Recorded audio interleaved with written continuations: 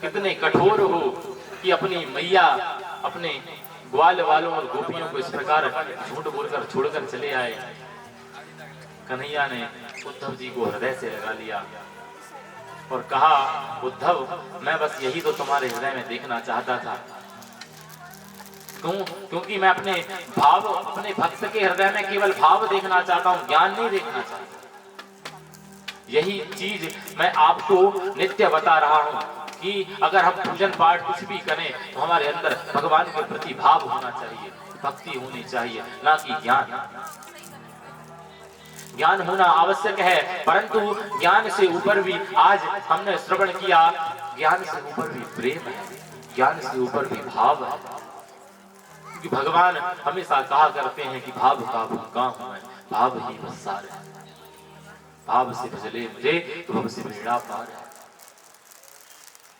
उद्धव का आज अहंकार भगवान ने नष्ट किया और उद्धव को हृदय से लगाया। आगे जरासंध ने 17 बार 23 अक्षौहिणी सेना के साथ मथुरा पर आक्रमण किया और 17 बार पराजित हो गया, परंतु फिर भी वह हारा नहीं, हताश नहीं हुआ। और 18वीं बार में उसने 11,000 ब्राह्मणों को अनुष्ठान करने के लिए बिठा दिया और ब्राह्मणों से कहा कि ब्राह्मणों, अगर इस बार 18वीं बार अगर मैं हार गया ना तो मैं 11,000 ब्राह्मणों को मृत्यु दंड दूंगा। तुम जितना हो सके अपनी शक्ति को लगाओ, अपना अनुष्ठान करो, मैं इस बार विजय को प्राप्त होना चाहिए, मैं विजयी होके आऊं। अगर मैं विजयी नहीं हुआ इस बार तो मैं सभी ब्राह्मणों को मृत्यु दंड दूंगा।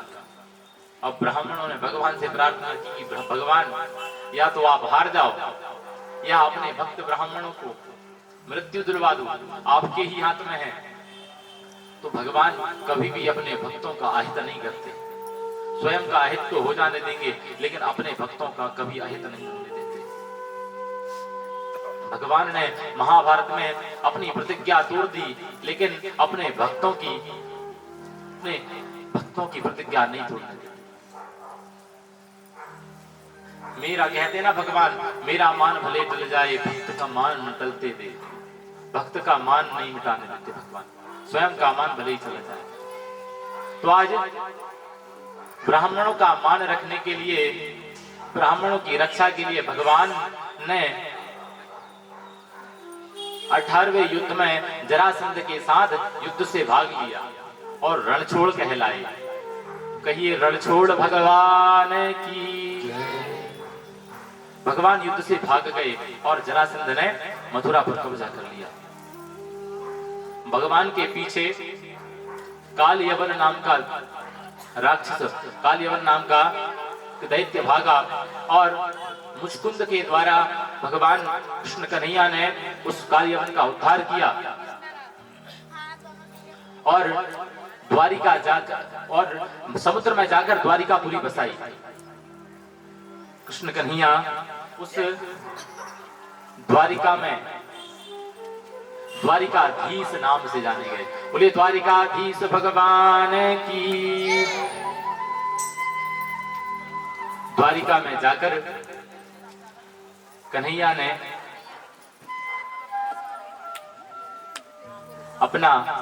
अपने राज्य का विस्तार किया और जो दाऊ दादा थे सर्वप्रथम उनका विवाह रेवती मैया के साथ हुआ। अब कृष्ण कन्हैया के विवाह के प्रसंग पर चलते हैं क्योंकि समय अधिक हो गया है। तो कृष्ण कन्हैया का विवाह किससे हुआ था? सर्वप्रथम कहा है कि राजा सीद भीष्मको नाम विदुर्भाधिपतिर महान तस्य पांचावन पुत्राः कन्यायी च वरानना। राजा भीष्मक के 5 पुत्र थे और एक पुत्री थी रुक्मणी नाम का। तो जो रुक्मी नाम का पुत्र था वह अपनी बहन रुक्मणी का विवाह शिशुपाल के साथ करना चाहता था, परंतु रुक्मी कि रुक्मी के विपरीत उसके पिता थे।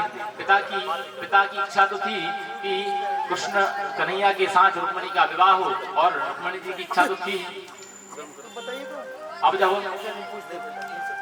रुक्मी ने कहा कि पिताजी, मैंने तो शिशुपाल के साथ अपनी बहन रुक्मिणी का विवाह तय कर दिया है, तो अब कृष्ण का उस ग्वाली के साथ तो मैं अपनी बहन का विवाह नहीं करवाऊं।